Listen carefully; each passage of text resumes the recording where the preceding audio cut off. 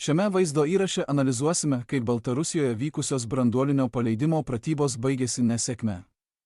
Čia Rusija surengė branduolinį mokymą Baltarusijoje, kuris baigėsi vieno iš branduolinių raketų paleidimo įrenginių sprogimu. Šis katastrofiškas gedimas galėjo sukelti didžiulę nelaimę ir parodė, kokia pavojinga ir nepatikima tapo Rusijos įranga, pagaminta esant sankcijoms.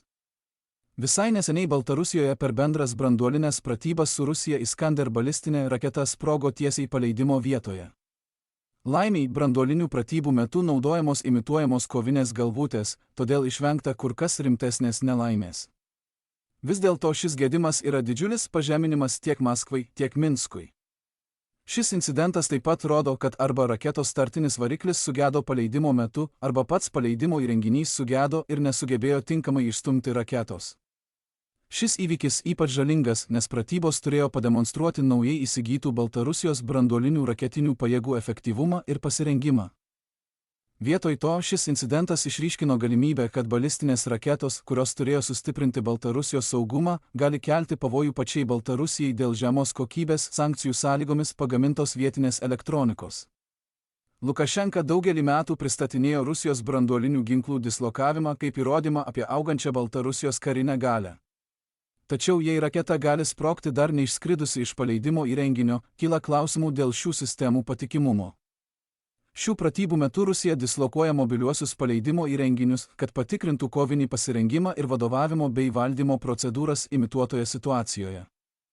Rusijos raketinės pajėgos kartu su Baltarusijos kolegomis repetuoja dislokavimą į paleidimo pozicijas ir pasiruošimą imituotiems paleidimams. Naujausios bendros Rusijos ir Baltarusijos pratybos vyko gegužę, jose dalyvavo 10 000 karių, 100 raketų paleidimo įrenginių ir buvo vykdomi imituoti raketų paleidimai, siekiant daryti spaudimą NATO. Nepavykęs paleidimas įvyko tuo metu, kai Rusija toliau plečia savo branduolinį buvimą Baltarusijoje. Nuo 2023 metų Maskva šalyje dislokavo taktinius branduolinius ginklus, tai yra pirmas kartas nuo Sovietų Sąjungos žlugimo, kai Rusijos branduolinės kovinės galvutės buvo dislokuotos už Rusijos teritorijos ribų. Rusijos pareigūnai taip pat patvirtino, kad branduolinės amunicijos buvo perkelta į sandėlius, kurie aptarnauja Baltarusijos raketinius dalinius. Rusijai Baltarusija yra ideali priekinė operacijų vieta, nes ji yra arčiau NATO nei Rusijos teritorija. Ten dislokuotos branduolinių ginklų nešėjos raketos ir orlaiviai gali greičiau pasiekti taikinius rytų ir vidurio Europoje nei pajėgos veikiančios iš giliau Rusijos teritorijos. Siekdama sustiprinti Baltarusiją, Maskva tiekė dvigubos paskirties pristatymo sistemas, tačiau išlaikė kontrolę pačių branduolinių galvučių atžvilgiu. Lukašenka tvirtino, kad Baltarusijoje dabar yra 10 Rusijos branduolinių galvučių, o papildomos dislokacijos įskaitant branduoliniams ginklams pritaikytas Orešnik vidutinio nuotolio balistinių raketų sistemas, toliau plečia šalies vaidmenį Rusijos branduolinėje strategijoje. Kartu su šiomis dislokacijomis Rusija apmoko Baltarusijos personalą valdyti ir aptarnauti branduoliniams ginklams pritaikytas raketas. Oficialiame vaizdo įraše matyti, kaip raketų paleidimo įgulų nariai repetuoja paleidimo procedūras, logistikos operacijas ir vadovavimo bei valdymo pratybas.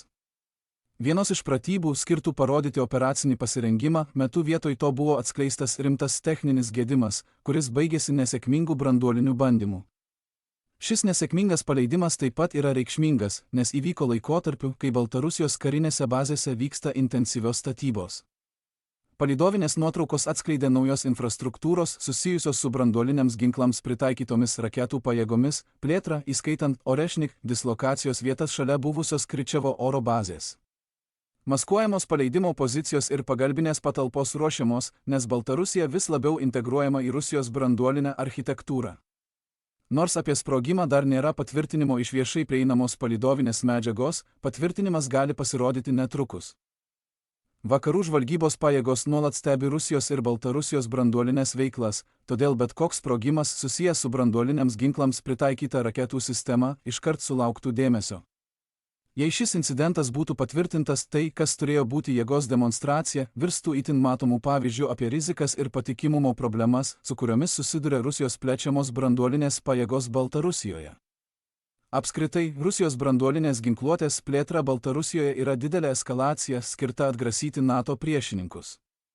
Tačiau pranešta apie Iskander paleidimo nesėkmę išryškina rizikas, slypinčias už šio įvaizdžio, nes Rusija vos nesusprogdino Baltarusijos, kai atrodo prasta įranga sugedo branduolinės pratybos metu, paversdama jėgos demonstraciją potencialia katastrofa ir gėda. Dabar Rusija parodė, kad negali saugiai paleisti branduolinio smūgio, nekeldama pavojaus savo ar savo sąjungininkams.